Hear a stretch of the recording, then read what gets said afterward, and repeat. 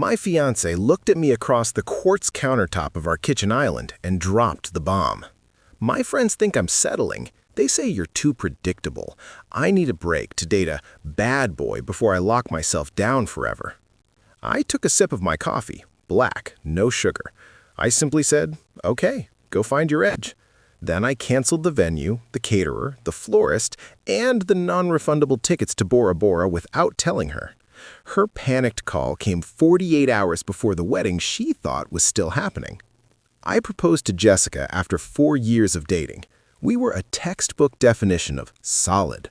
We met in college. I helped her study for her marketing finals. She helped me pick out shirts that didn't make me look like a grandfather. We set the wedding date for July 20th.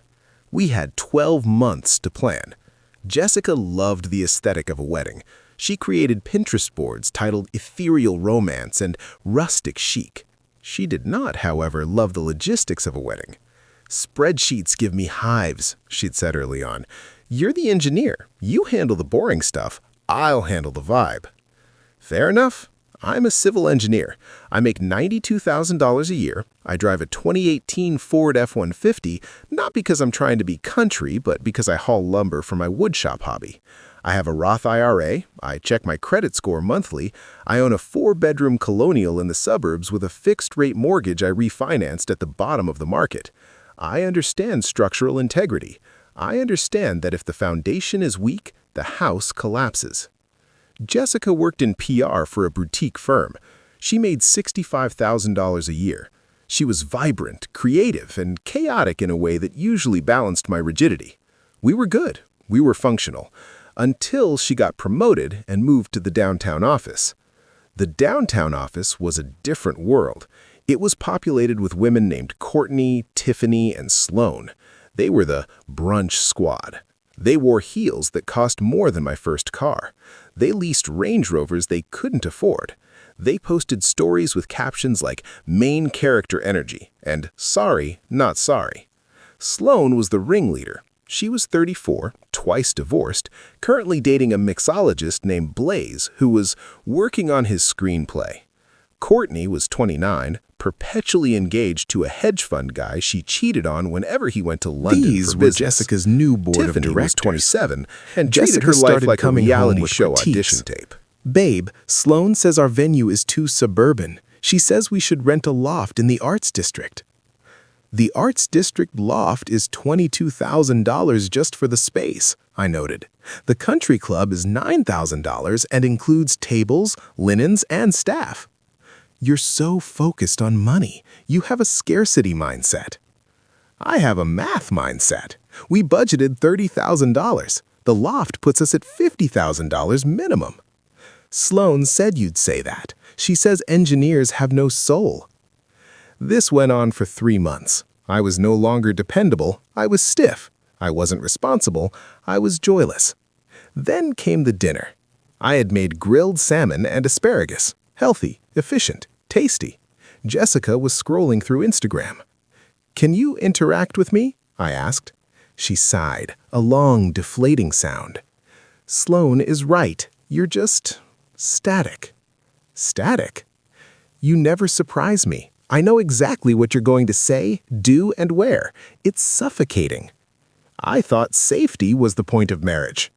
Not for my friends. Tiffany says passion requires friction. We have no friction.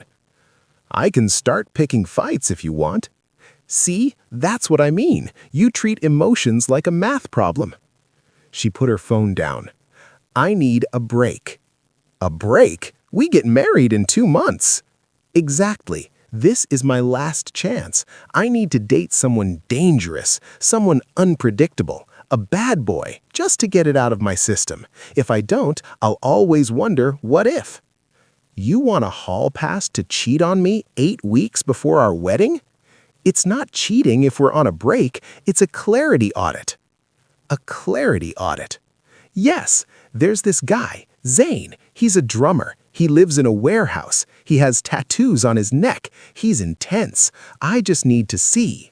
I looked at Jessica. I looked at the engagement ring on her finger that cost me 3 months' salary. I felt the structural integrity of our relationship snap.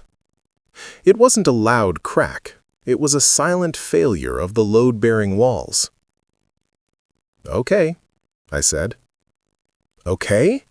You're not going to fight for me?" "You said I was suffocating. I'm giving you oxygen. Go date Zane." "Really?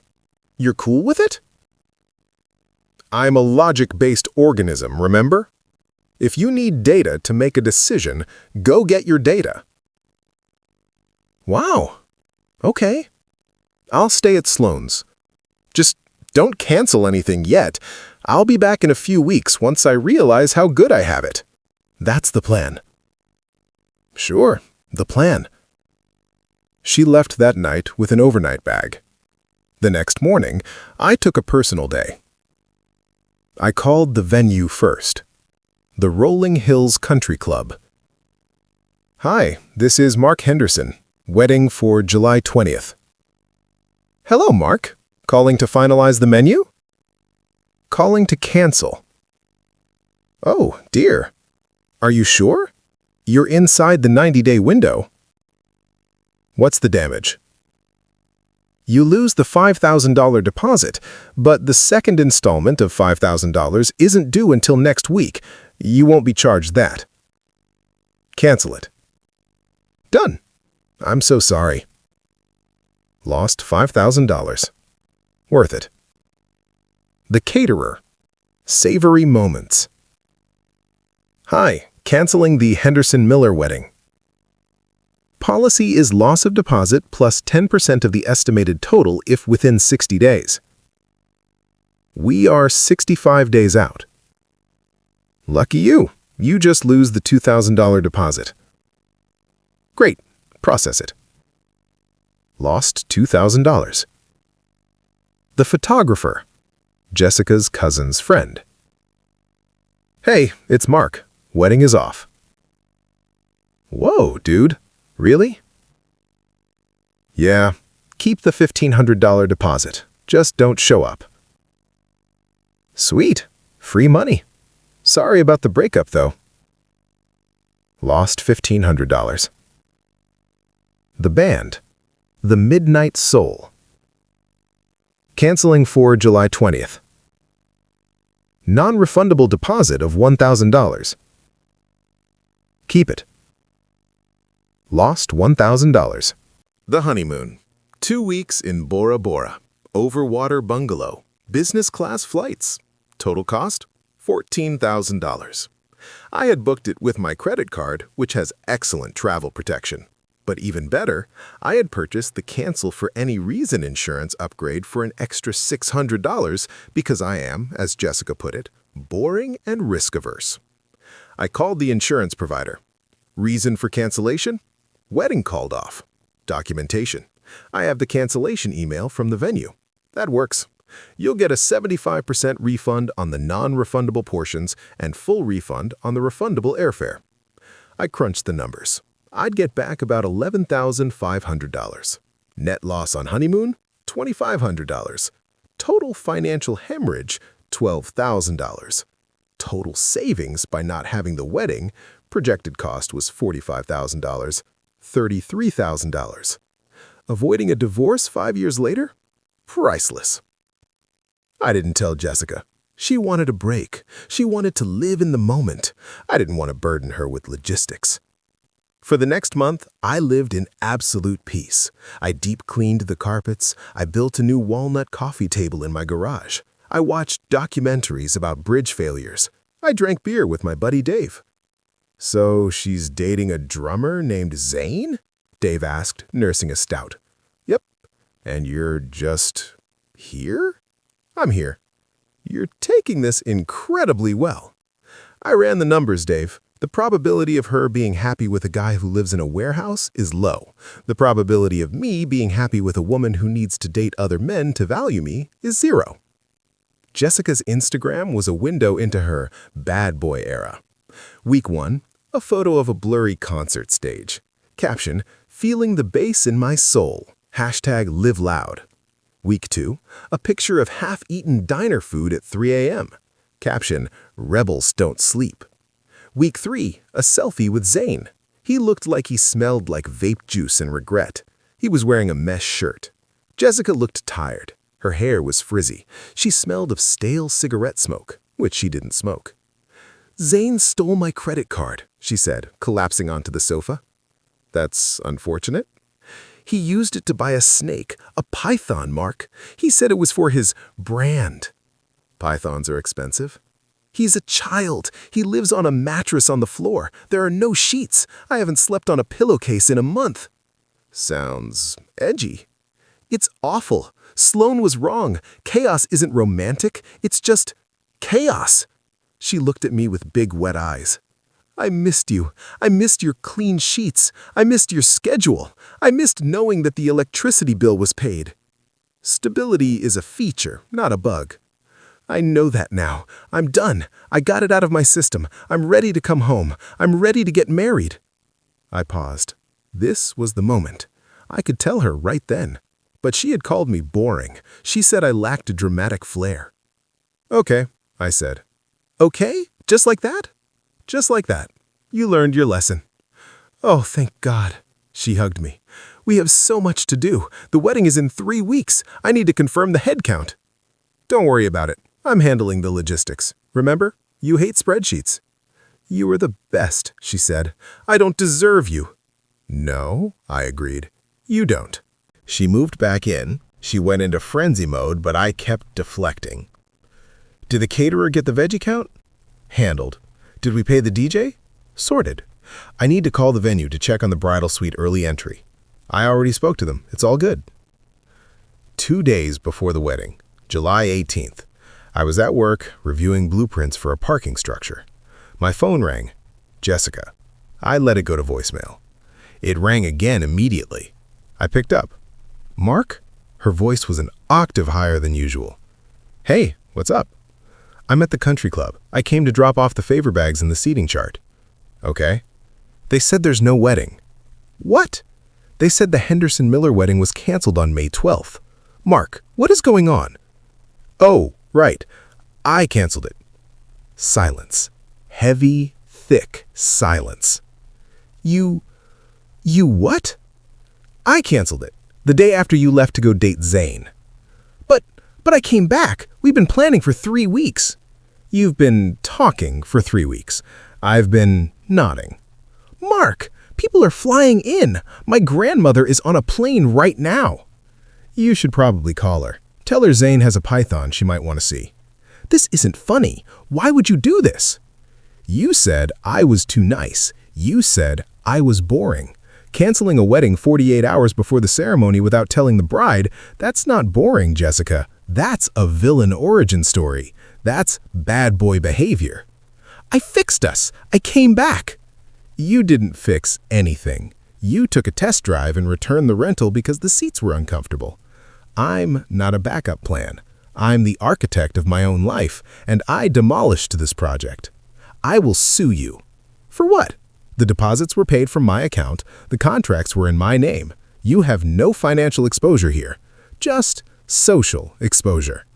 "I hate you." "I know, but hey, at least I'm not static anymore." I hung up. Then I blocked her number. Then I blocked Sloan, Courtney, and Tiffany. The fallout was spectacular. Jessica posted a hysterical video on TikTok crying about how I blindsided her. The comments were initially on her side until a friend of mine, Dave, commented, "Didn't you leave him 2 months ago to date a drummer named Zane?" The internet detectives went to work. They found the photos of her and Zane. The tide turned. "So she wanted a break? He gave her a permanent one. King move," read one comment.